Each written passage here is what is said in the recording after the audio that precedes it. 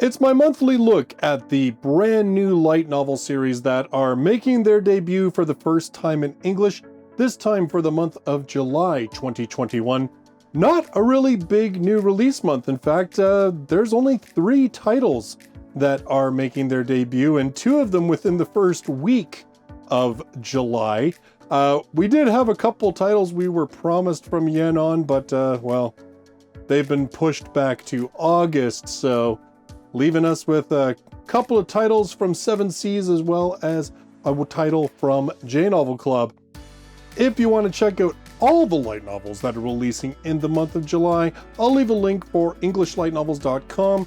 Over on that website, I list all of the light novels that are going to be releasing every single month, and I have them for July as well as quite a number of titles for later on this year. So we start off the month of July on July 1st, like literally right bang on day number 1, with a advanced digital release for 7 Seas. This one, Loner Life in Another World, a sarcastic isekai comedy about surviving in a fantasy world with only the weirdest magic powers.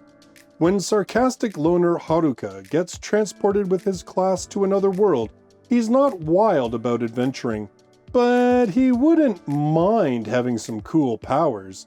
Unfortunately, he's last in line when the magic cheat skills get divvied up, so by the time it's Haruka's turn, there are no good choices left. Now Haruka will have to take on this fantasy world the hard way, on his own, with the hodgepodge of bizarre skills. When infighting and chaos break out among his classmates, can this loner come to the rescue? I mean, I don't know much about this series. In fact, that's a little bit of a different description than initially came out with this one. In fact, in the original description for this series, it kind of made it sound like all the girls tagged along with him for some reason. He was kind of like, shh, what's with all these crazy girls following me? I'm guessing based on this description, basically, well, his male classmates probably act like a bunch of D-bags, and the girls are like, you know what, we're gonna go with the dude who's shown zero interest in us in any other way, well, in any way, period. And so he ends up with a whole bunch of people tagging along as he's just like, psh, peace out, losers. I don't really know much more about this than that, other than it will be very interesting because the manga has been released for some time now. I believe it's Square Enix that's releasing the manga.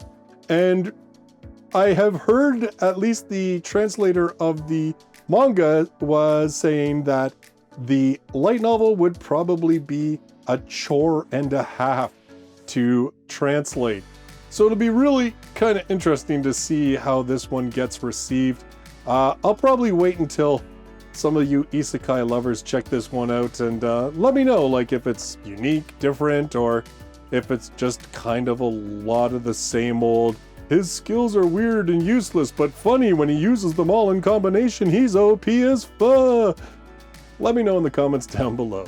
On July 2nd, like we're literally starting July off with a bang, we get a brand new release, this one from J Novel Club, and that is The Sidekick Never Gets the Girl, let alone the Protag sister. Then, Kunugi Ko waged bloody warfare as a hero in another world. Now, he's a perfectly average high schooler with a perfectly exceptional best friend, Ayase Kaito. The living incarnation of every cheesy rom-com protagonist ever written, Kaito's charming personality and looks that could kill have earned himself the harem of quirky beauties that every protagonist deserves, and Ko is dead set on supporting him from the shadows as the ultimate wingman extra. And it's all going great. That is, until a wrench is thrown into the works in the form of another rom-com staple, the protagonist's little sister. Ayase Hikari, who meets Ko under the most outlandish of circumstances possible. Even worse, it kinda sorta just maybe seems like she might have a thing for him. Now it's up to the world's most extra to crawl his way back into the obscurity he longs for. So this sounded really strange. It's a rom-com, but the main character wants to be a side character because he was a hero in another existence.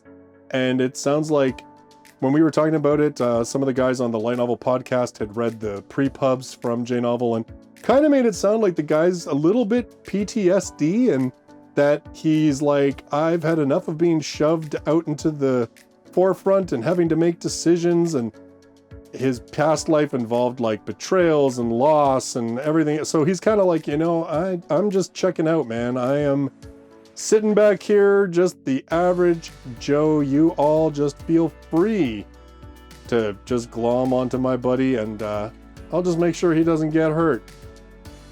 I don't know. It sounds really strange. It still sounds strange to me, even after all this time since it was announced, and even we've talked about it on the podcast. It still sounds like a weird series. There's only 2 volumes though, and that's it. It's complete. So I don't know. I mean, I'm kind of tempted maybe to look at this just because, first of all, it just sounds kind of bonkers, and secondly, because since it's only 2 volumes, it's not like it's going to get dragged out forever. One thing I'm really curious about is if his past life plays a lot more of a role, like maybe there's other people reincarnated or somehow they cross worlds, or I don't know. I'm just very curious about what the heck this book is actually about. Then on July 8th, we have our last brand new release. This one coming to us from 7 Seas. Once again, it's another ebook advanced publication. Oh, I guess I should have said that Loner Life in Another World is going to be print released on August 3rd. And this one will have its print release September 7th of 2021. And that is My Status as an Assassin Obviously Exceeds the Heroes. Transported to a fantasy world for a roguish new take on the isekai genre. Oda Akira is the kind of guy who people forget is even there. His unassuming nature pays off though, when his entire class is swept away to a fantasy world and he slips easily into his new role as a silent assassin. Between his suspiciously high starting stats and too many details that don't fit, Akira is sure something is wrong.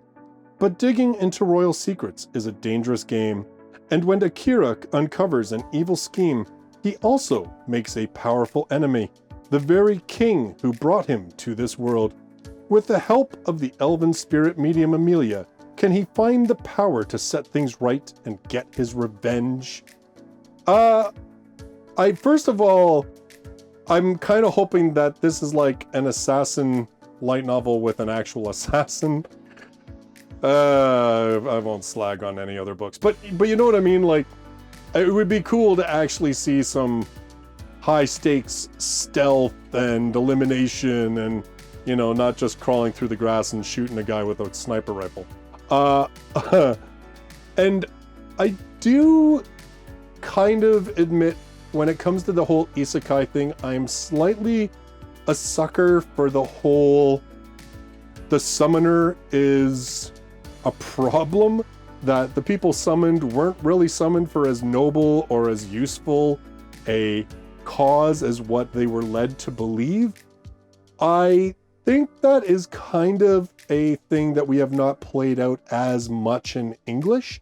I don't know, like, Japan-wise, but in terms of the isekai titles that we've had here in English licensed, it really seems that most of them are either it's a purely accidental thing, either God is sending them to another world because God's sorry about something or likes them, or I don't know, whatever, or they're summoned to be like a hero or for a very specific reason.